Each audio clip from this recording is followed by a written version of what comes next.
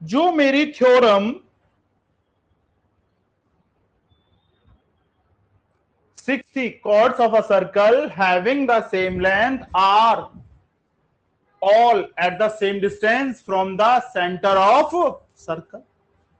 एक सर्कल दे रखा है जिसका सेंटर O है और उसमें दो कॉर्ड्स दे रखी और उन दोनों कॉर्ड्स की लेंथ भी इक्वल है। तो मुझे शो करना है कि जो distance of the chord from the centre है वो इक्वल है। क्वेश्चन यही प्रूव करा रहा है, लेकिन प्रूव करने का तरीका बदल रहा है बेटा। तो सबसे पहले मैंने एक सर्कल लिया,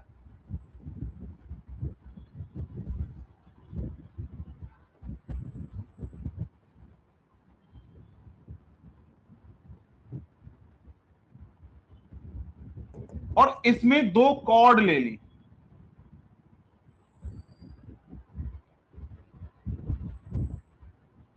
ये ए, ये बी, ये सी और ये डी, और ये इसका सेंटर। मैंने सेंटर से परपेंडिकुलर ड्रॉ कर लिया और इधर भी परपेंडिकुलर ड्रॉ कर लिया। ये एम और ये एन, ये भी 90 और ये भी 90।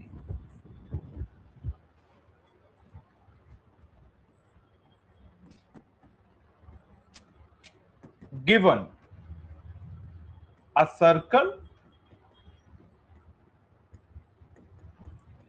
विद सेंटर ओ और साथ में A B equal to C D. To prove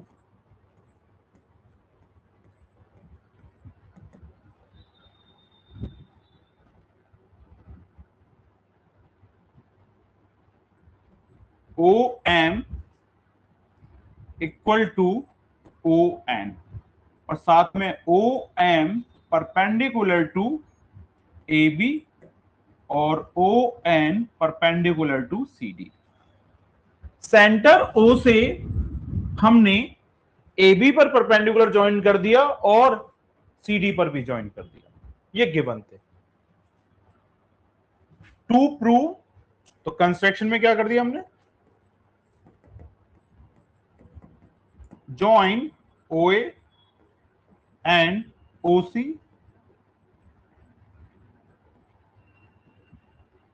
respectively। Proof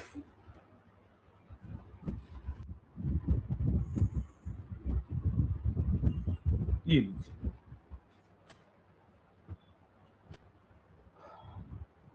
AB और CD इक्वल है, OM परपेंडिकुलर टू AB है, ON परपेंडिकुलर टू CD है। और हमने इससे पहले थ्योरम में क्या किया था, perpendicular drawn from the centre to a chord bisects the chord. किसी भी सर्कल में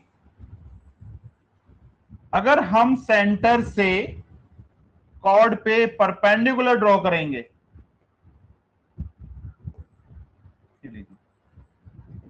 तो ये परपेंडिकुलर जो है O M perpendicular to A B, तो कॉर्ड को दो इक्वल पार्ट्स में बांट देगा।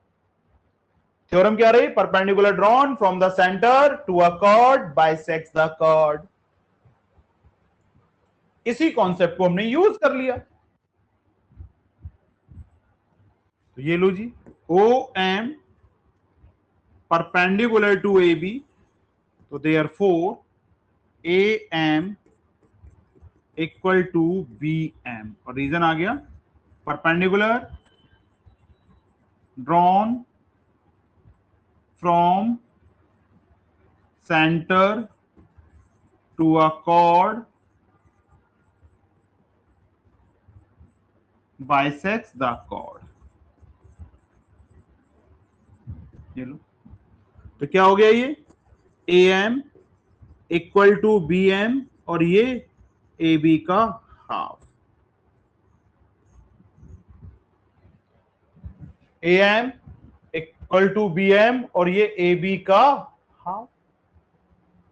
जब भी आप सेंटर से कॉर्ड पे परपेंडिकुलर ड्रॉ करोगे तो कॉर्ड परपेंडिकुलर जहां भी टच करेगा कॉर्ड को वो मिड पॉइंट होगा, और मिड पॉइंट क्या करता है, किसी भी लाइन सेगमेंट को दो इक्वल पार्ट्स में बांट देता है। तो इसका मतलब ए एम बी एम के इक्वल हो गया। अगर ए एम 3 है तो बी एम भी 3 होगा, तो ए बी 6 हो जाएगा। तो each part is whole of half. अगर एम ने ए बी को दो हिस्सों में बांटा है तो हर पार्ट की लेंथ ए बी का आधा ही तो होगी। यही तो लिख दिया मैंने। अब देखो, O N perpendicular to C D, तो therefore C N equal to D N, same reason, यही वाला रीजन एज इट इज लगाना। और अगले स्टेप में C N equal to D N equal to C D का half. This is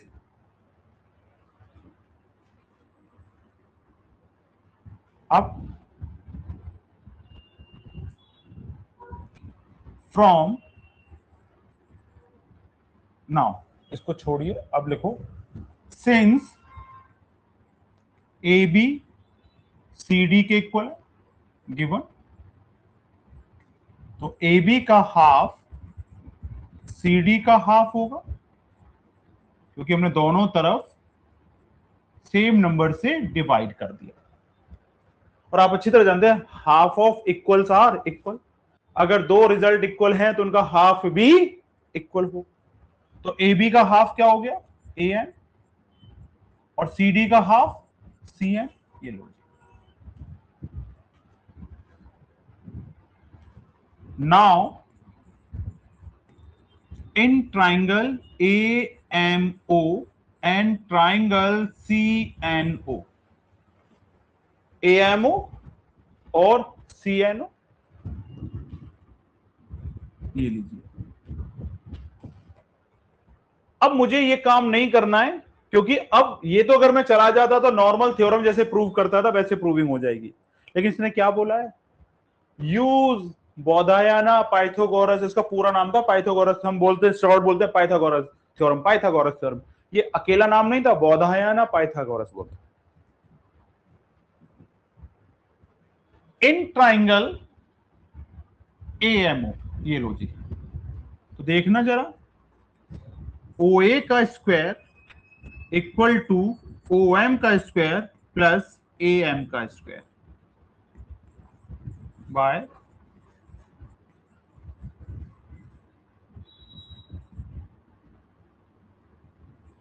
Pythagoras theorem. और O ए तो ये आर माना जाएगा ना, सेंटर से लेके सर्कल की डिस्टेंस को रेडियस बोलते हैं। तो अगर मैं इसको हटा के आर का स्क्वायर लिख दूं तो प्रॉब्लम है किसी को कोई नहीं, तो नहीं होनी चाहिए कोई प्रॉब्लम। तो R square equal to O M का स्क्वायर प्लस ए एम का स्क्वायर, ये लो बेटा। और ये इक्वेशन बन गई मेरी। Now in triangle C N O by Pythagoras theorem, same चीज सी एन ओ में लगा दी, तो ओ सी का square equal to O N का स्क्वायर प्लस सी एन का स्क्वायर। तो ये आर का स्क्वायर, ये ओ एन का स्क्वायर प्लस सी एन का स्क्वायर, और ये इक्वेशन हो गई मेरी 4। इसमें भी आर स्क्वायर, इसमें भी आर स्क्वायर, तो दोनों इक्वेशन को इक्वेट कर दो, या आर स्क्वायर की वैल्यू यहां पे ये डाल दो। तो मैंने क्या लिख दिया,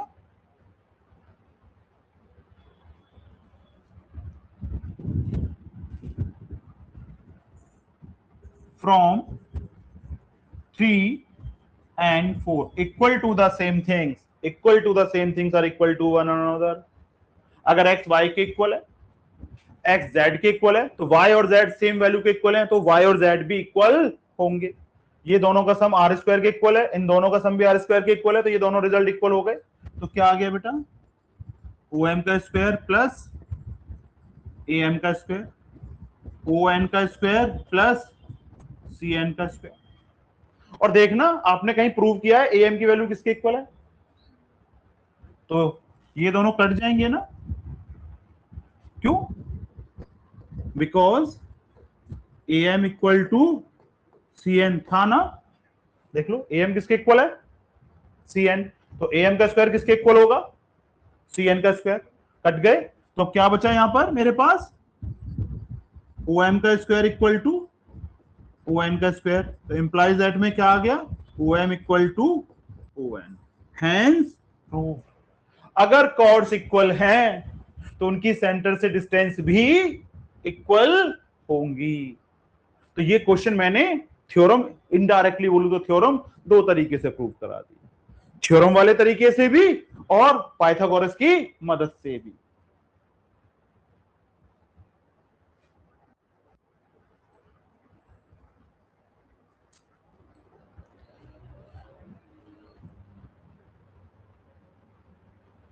ये जो तो ट्राइंगल बन रहे थे ये वाले देख लो,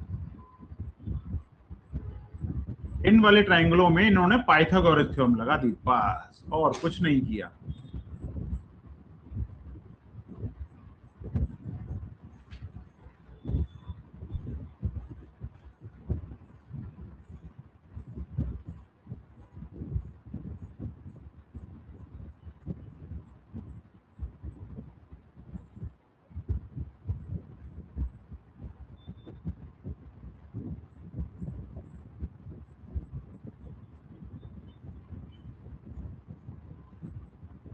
ये लो, ये दोनों ट्राइंगल यूज कर लिए इसने।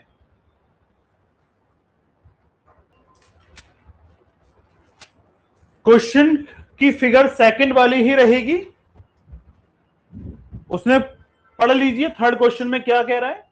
सॉल्व द प्रीवियस क्वेश्चन, मतलब that is question number 2 of this exercise.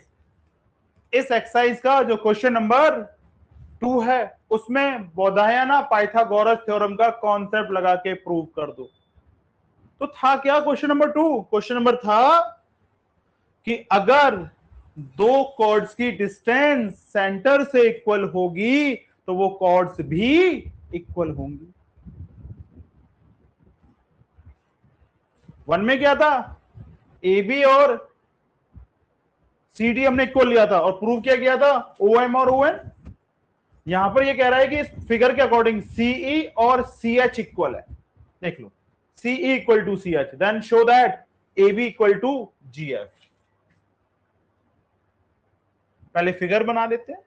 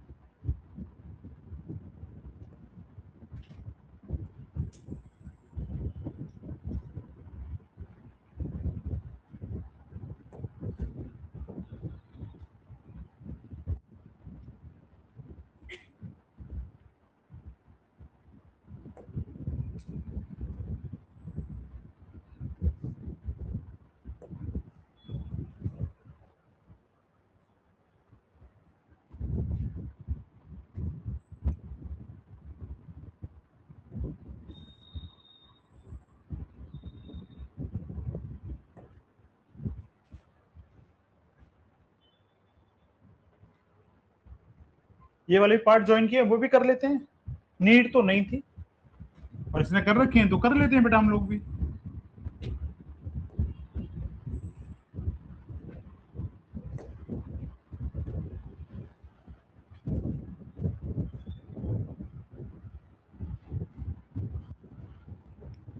ये हमारा ओ, ये ए और ये बी, ये सी ले रखा है उसने, सी, ये लो, ये सी, ये ई, ये H,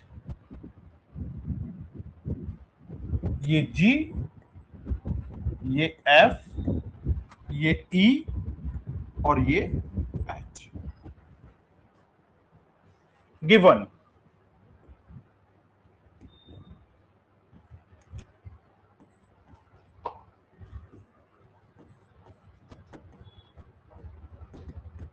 a circle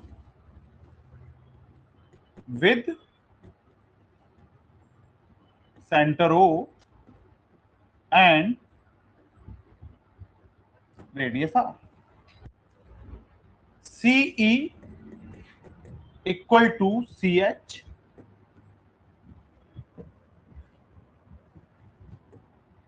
CE perpendicular to AB और CH perpendicular to GF. To prove बेटा,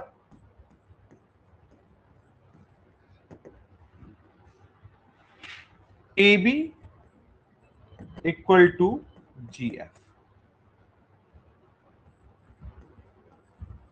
Construction, join, ये छोड़िए, कंस्ट्रक्शन की नीड ही नहीं है, सब कुछ दे रखा है क्वेश्चन में. प्रूफ. अब मैं कुछ मेंशन करना चाह रहा हूं, उसको ध्यान दे लो. अगर मैं इस वाले ट्राइंगल में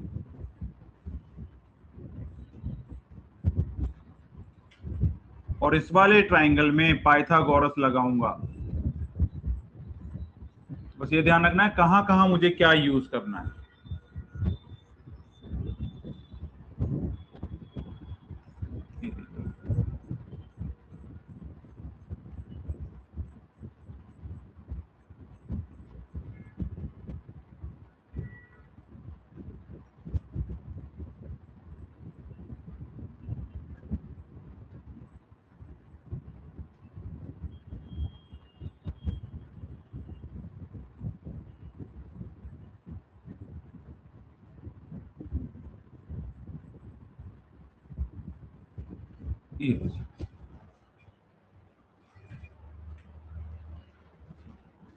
और ये परपेंडिकुलर का सिंबल लगा लिया जो आपको याद रहे. ये मेरा आर रहेगा, ये आप अच्छी तरह से जानते हैं. सेंटर से लेके सर्कल की डिस्टेंस रेडियस कहलाती है.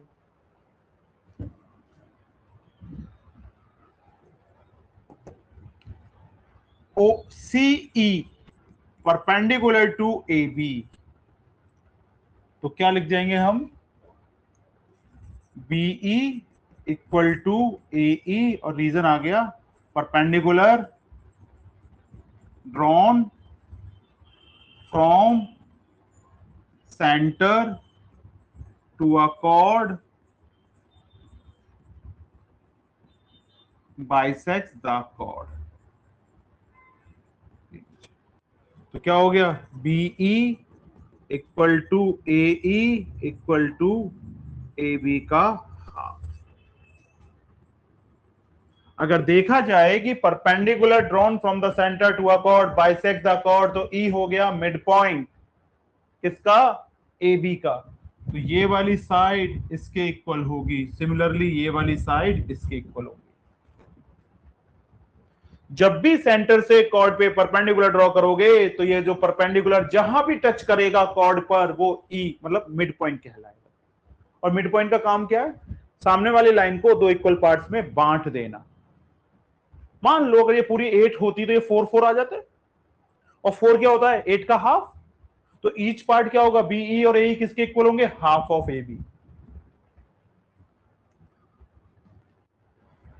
अब C H perpendicular to G F, तो सेम रीजन आ जाएगा, G H equal to F H, और सेम रीजन यही वाला. तो फिर हम क्या लिख दें, G H equal to F H equal to G F का half.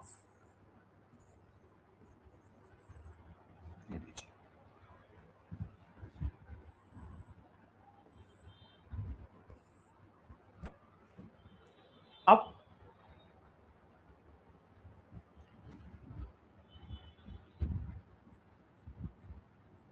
In triangle B E C by Pythagoras theorem, तो BC का स्क्वायर इक्वल टू BE का स्क्वायर और प्लस CE का स्क्वायर। ये हो गया बेटा R का स्क्वायर, तो ये BE का स्क्वायर और ये CE का स्क्वायर। ये इक्वेशन बन गई मेरी third. Now in triangle GHC, तो GC का स्क्वायर GH का स्क्वायर प्लस CH का स्क्वायर, और GC भी R है बेटा, तो ये R का स्क्वायर, ये GH का स्क्वायर प्लस CH का स्क्वायर, और ये इक्वेशन बन गई 2। दोनों इक्वेशन को, सॉरी 2 नहीं 4, तो फ्रॉम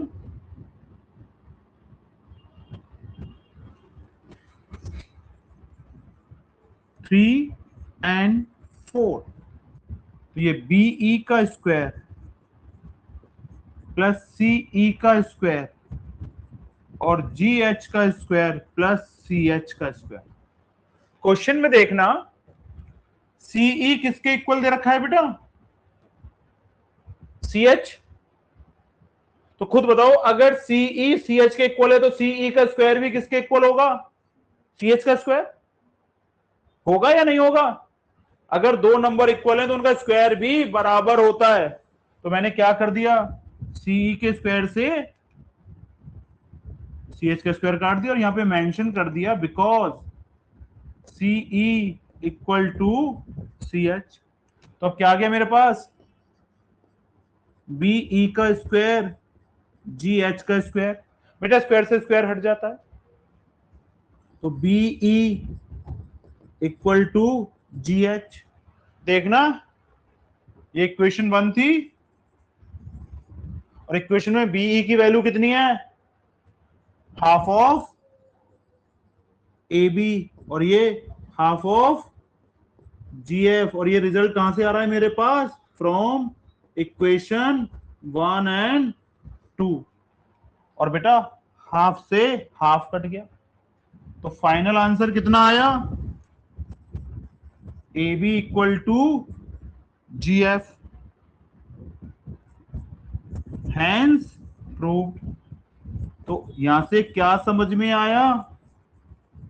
अगर दो कॉर्ड इक्वल्स होती हैं तो उनकी सेंटर से डिस्टेंस इक्वल होती है, और अगर दो कॉर्ड्स की सेंटर से डिस्टेंस इक्वल है तो कॉर्ड की लेंथ बराबर होती है। और आपको पता है ये वाली ये इसके इक्वल दे रखा था।